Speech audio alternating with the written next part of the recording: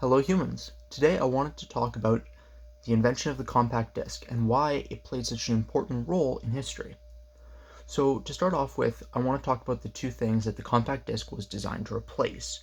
First, you've got cassettes, big unwieldy things made out of vinyl, which are made by essentially taking a piece of vinyl and cutting a track out that would cause a needle placed onto it to vibrate very, very specifically in order to create sound. It was an entirely analog system that had been around for dozens upon dozens of years by this point. And also cassettes, which were these little square boxes that had a piece of rolled tape that would be played across and allowed a reader to see what it was supposed to be doing, process that in noise, and play it. It was a very, very digital way of creating music. And both had their benefits and drawbacks. So the big advantage with records was that they were very high quality, fairly simple to understand, but they couldn't be easily carried around. They were quite large and cumbersome, and they were very damageable.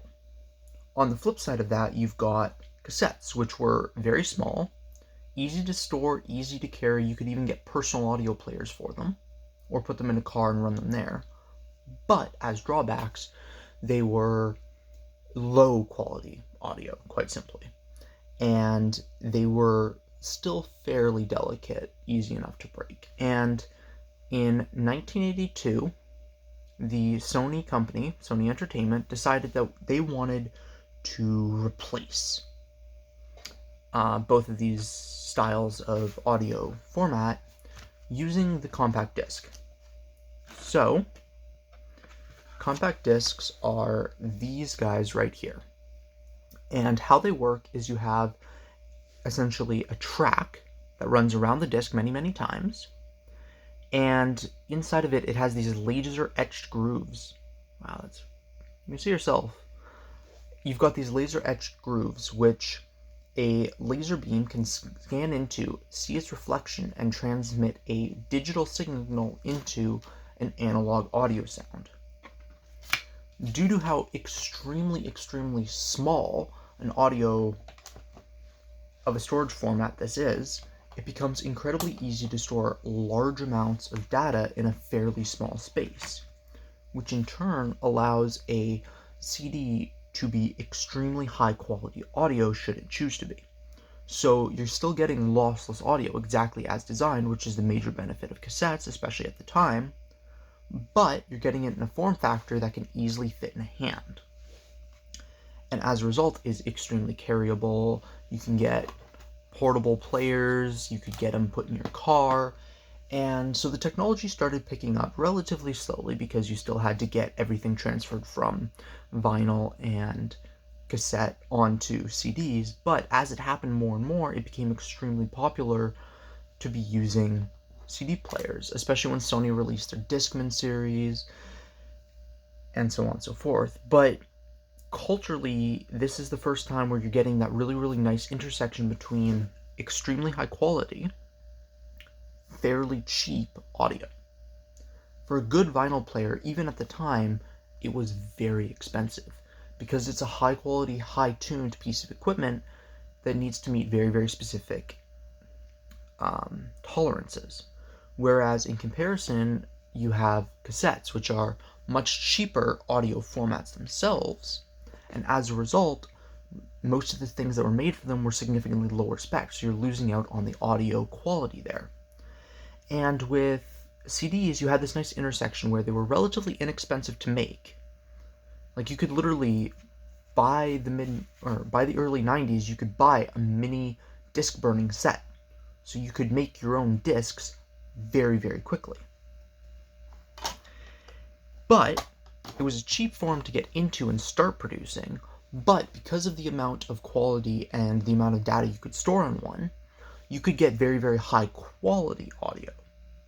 Which means that you could get cheap players like this one right here, which would essentially just play the audio as well as they were capable with relatively low-end stats, and you could go all the way up to several $1,000 pieces of equipment, with tolerances so tight that they could 100% read anything that was put through them exactly as the artist had intended, which meant that you were sort of getting the best of both worlds. It was an entry-level platform that would grow with you.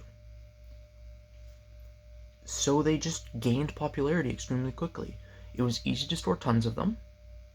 You could literally store 4 discs in the same space it would take to store a single vinyl, if not more, right? If you've got these thin cardboard rather than sort of these thicker cardboard and plastic disc holders, you could theoretically fit about 3 of these little guys in thickness and then 4 like that for the space of a vinyl disc. So they're much easier to store and transport, and at the same time, they're roughly the same audio quality, or the same audio quality, depending on how good your CDs are. Most of the time, they are lossless audio, so you're doing great there. And the limiting factor, really and truly, is your player and your headphones, which all sort of bundled up to being this extremely solid everyman device. And so they just exploded in popularity. Easy as that. Everybody wanted a piece of these. And then digital audio started coming out in the late 90s. But it wasn't really until the invention of the iPod and the extreme overarching everywhere-ness of the iPod that digital audio sort of took over. So you have a good solid almost 20 years where CDs were the standard in everything. Cars, personal audio players, high-definition audio players. Every end of the spectrum were using the same base technology. And I think it's absolutely wonderful that for a very short time in audio formatting, there was just the perfect standard of storage. Nowadays, you've got MP3 files, WAV files, everything from lossless audio down to essentially radio quality audio. But for a very short time period, you had CDs. And I think that that is absolutely wonderful. Yeah, that's sort of CDs in a nutshell. Invented in 1982, released in Japan in 1982, released to the rest of the world in 1983, grew from there. And, I mean, I bought this last year. They're still coming out in North America. There's no reason for them to die off when, really and truly, there's nothing wrong with this. It is still a very high quality way of playing audio, and if you have a good player, which this is not, but there's one set up over there, if you've got a good quality player, you are getting the same audio quality as a high-end iPod or any other audio device, all the way up to like a Theo player, a high-end Theo player. You can get the same quality audio out of a CD with the right setup. And I enjoy that. I like the security of having a physical item.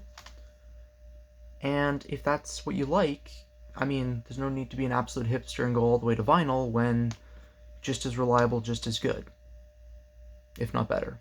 Because, I mean, it's going to take a lot more heat to destroy a CD than it is to destroy vinyl. But that's neither here nor there. Stay safe and have fun out there, guys. Peace.